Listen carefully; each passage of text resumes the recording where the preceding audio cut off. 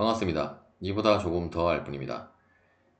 이번 영상부터 레이놀즈 수송 정리에 대해서 다뤄보도록 하겠습니다. 레이놀즈 수송 정리 첫 번째, 시스템과 검사 최적에 대해서 알아보도록 하겠습니다.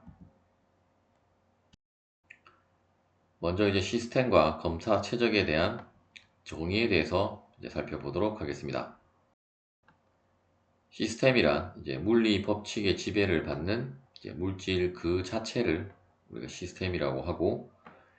검사 최적이라고 하는 것은 해석의 편의를 위해 그 설정한 공간을 의미하며,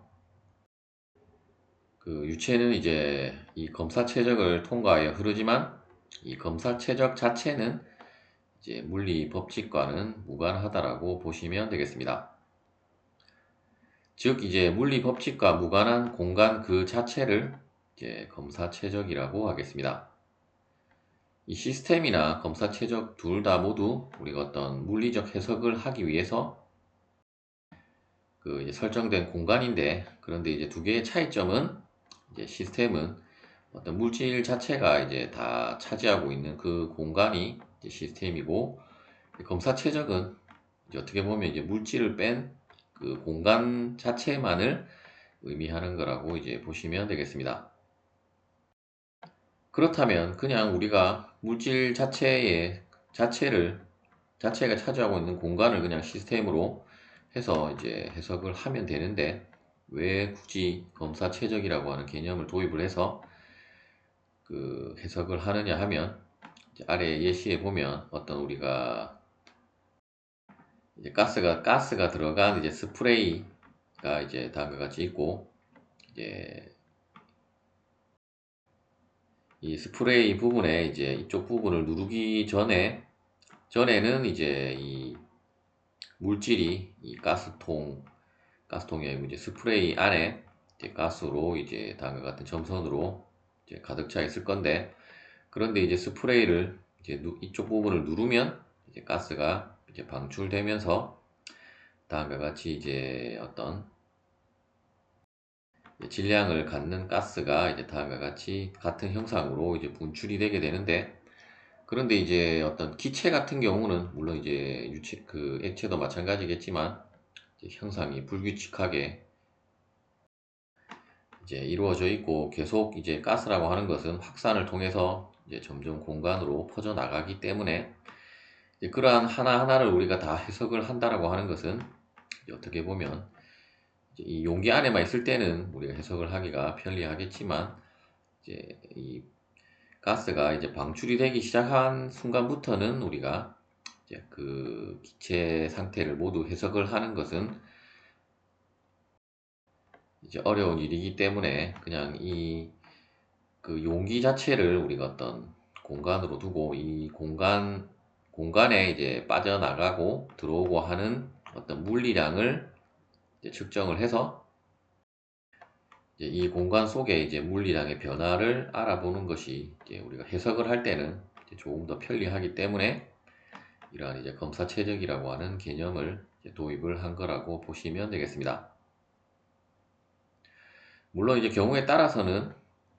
우리가 특히 열역학의 밀폐계라든지 그러한 경우는 시스템과 검사 최적이 일치를 하는 경우도 있고, 그 경우는 굳이 우리가 검사 최적을 도입할 필요 없이 그냥 시스템만으로 해석을 하면 되고, 하지만 어떤 개방계라든지 유체가 흘러가는 그러한 경우에 있어서는 물리량이 계속 바뀌기 때문에, 그 경우는 우리가 검사 최적을 도입을 해서 해석을 하면 더 편리하게 해석을 할 수가 있겠습니다. 검사 최적의 종류에 대해서 알아보도록 하겠습니다. 검사 최적의 종류에는 크게는 어떤 우리가 또 시스템을 먼저 살펴보면, 시스템에 있어서 첫 번째 그림처럼 어떤 일정한 공간 속에, 즉 공간 자체가 유체가 흘러가는 공간 자체가 고정이 되어진 다음과 같은 어떤 파이프 속 유동이라든지, 아래에 보시는 것처럼 이 부분도 파이프 유동이라고 할 수 있는데, 이 경우는 이제 시스템에 그 유체는 흘러가고는 있지만 이제 유체가 흘러가는 공간 자체는 고정이 되어 있기 때문에 이제 이러한 경우가 이제 하나가 있을 수 있고, 두 번째 경우는 이제 어떤 비행기 제트 엔진의 우리가 어떤 그 유동의 흐름을 해석을 하고자 할 때, 이제 실제 그 이제 시스템은 이제 이 제트 엔진이 되게 될 건데, 그런데 이제 이 제트 엔진이라고 하는 것은 우리가 이제 공기 유동을 알아보기 위해서는 이제 비행기가 실제로는 이제 공중에서 이제 날아가고 있는 상황이고, 따라서 이제 제트 엔진도 이제 어떻게 보면 이제 움직이고 있는 상황이기 때문에, 따라서 이제 이 경우는 이제 시스템은 이제 움직이고 있는 상황이고, 그리고 마지막 그 어떤 이제 본륜이라고 되어 있는데, 어떤 이제 우리가 풍선이라고 여러분들이 생각을 하고, 이제 풍선에 이제 바람이 빠지는 상황이라고 했을 때, 그때 이제 계속 이 시스템의 물질이 빠져나오면서 이제 물질 자체가 이제 변형을 하고 있기 때문에 이제 시스템이 이제 변형을 하는 경우가 이제 경우로 이제 세 가지가 있을 수 있고, 그렇다면 이제 어떤 그 시스템이 물론 이제 유체는 흘러가지만 그 시스템이 흘러가는 공간이 고정이 되어 있을 때는 어떤 이제 검사 최적도 우리가 고정을 해서 이제 다음과 같이 이제 고정된 검사 최적으로 해석을 할 수 있고, 두 번째 이제 제트 엔진 같은 경우도 이 시스템 자체는 그 변형을 하지는 않지만 이동을 하는 경우이기 때문에 이제 이 경우는 이제 검사 최적을 우리가 고정을 해서 이제 해석을 할 수 있는 경우라고 할 수 있고, 마지막 경우는 이제 그 시스템도 어떤 변형을 하고 있고, 이제 강체 운동처럼 이동하는 것이 아니라 어떤 이제 물질 자체가 계속 빠져나가면서 그 형상이 변형을 하고 있기 때문에 이 경우는 이제 검사 최적도 이제 변형을 하는 이제 경우라고 보시면 되겠습니다. 아래 그림도 이제 동일한 그 사례라고 보시면 되고, 이제 첫 번째 검사 최적은 또 고정되어 있고 시스템이 흘러가는 공간도 이제 고정된 경우, 두 번째는 이제 비행기가 이동을 하고 있는데 이제 시스템은 이동을 하고 있지만 이제 검사 최적은 이제 고정을 할 수 있는 경우, 이제 마지막 경우는 이제 우리가 자동차 엔진에 있어서 이제 피스톤이 상하로 이동을 하면 이쪽 부분을 우리가 어떤 해석하고자 하는 유체 영역이라고 하면 시스템도 변형을 하고 있기 때문에 우리가 이제 변형하는 컨트롤 볼륨으로 설정을 하는 경우라고 보시면 되겠습니다. 우리가 이제 유체역학 서적에서 이제 학부 과정에서 다루는 유체역학 서적에서 다루는 대부분의 문제는 이제 이 두 번째 경우까지 이제 다룬다라고 보시면 되겠습니다. 마지막으로 이제 검사 표면에 대해서 알아보도록 하겠습니다. 우리가 어떤 공간을 해석하기 편리하게 이제 컨트롤 볼륨으로 설정을 했다라고 하면, 이 컨트롤 볼륨의 이제 표면을 통해서 이제 물질이 이제 이동을 하는 것이기 때문에 이 검사 표면이라고 하는 부분에 대한 그 물질 이동의 이제 방향을 이제 정의를 해야 되기 때문에, 이제 그 방향의 정의가 다음에 이제 v 그 n햇의 그 개념이 이제 들어간 거로 보시면 되고, 그리고 이제 우리가 실제로 레이놀즈 수송 정리에서 다루고자 하는 이제 핵심 그 정리된 식이 이제 다음에 수식인데, 일단 이제 이 수식의 유도는 다음 영상부터 설명을 드리도록 하겠습니다. 일단 이제 검사 표면에 대한 부분이 이제 이쪽 부분에 있다라고 보시면 되고, 어떤 이제 물질의 그 출입이 이제 이 식으로 정의가 되는 거라고 보시면 되겠습니다. 먼저 이제 n햇이라고 하는 것은 이제 단위 벡터로 이 검사 표면에 어떤 우리가 검사 표면을 우리가 다음에 어떤 DA라고 하는 미소 면적을 그 설정을 했다라고 하면, 이 표면에 이제 수직한 방향의 이제 단위 벡터를 이제 그 n 벡터라고 보시면 되겠습니다. 이때 이제 v.n이라고 하는 것에 의해서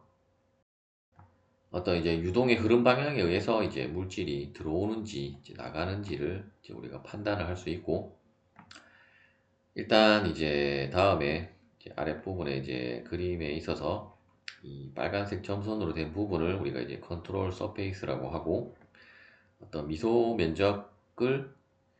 해석하고자 하는 미소 면적을 이제 어떤 DAC라고 했을 때, 이때 이제 이 DAC의 수직한 방향의 단위 벡터를 우리가 이제 n이라고 하고, 그 방향의 이제 어떤 속도 성분을 이제 VN이라고 하고, 실제 어떤 속도라고 하는 것은 이제 이 우리가 미소 면적을 잡았지만 뭐 어떠한 방향으로 나갈지는 알 수 없기 때문에, 어떤 임의의 방향으로 이 방향으로 나간다라고 하면 우리가 이제 중요하게 보는 것은 결국 이제 이 n 방향의 이제 VN 성분을 이제 중요하게 생각을 하는 거라고 보시면 되겠습니다.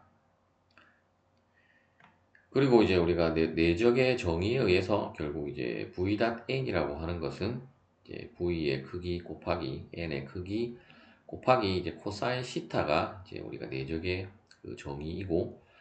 결국 이제 n 벡터는 우리가 단위 벡터라고 했기 때문에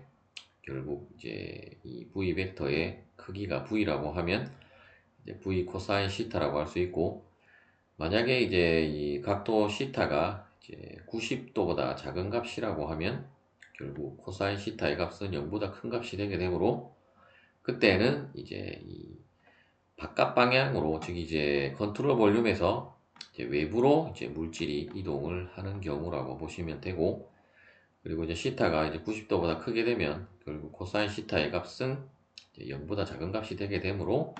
이제 물질은 이 컨트롤 볼륨 안으로 이제 들어오는 경우라고 할 수 있고, 그리고 이제 딱 90도가 되어버리면 결국 코사인 시타는 0이 되기 때문에 결국 이제 유동이 없는 상태라고 보시면 되겠습니다. 이제 그림으로 보면 결국 시타가 이제 90도보다 클 때는 이제 바깥 방향으로 이제 속도 벡터가 나온다라고 보시면 되고, 그리고 이제 90도보다 작을 때는 인플로우이기 때문에 속도 벡터가 이 컨트롤 볼륨 안쪽으로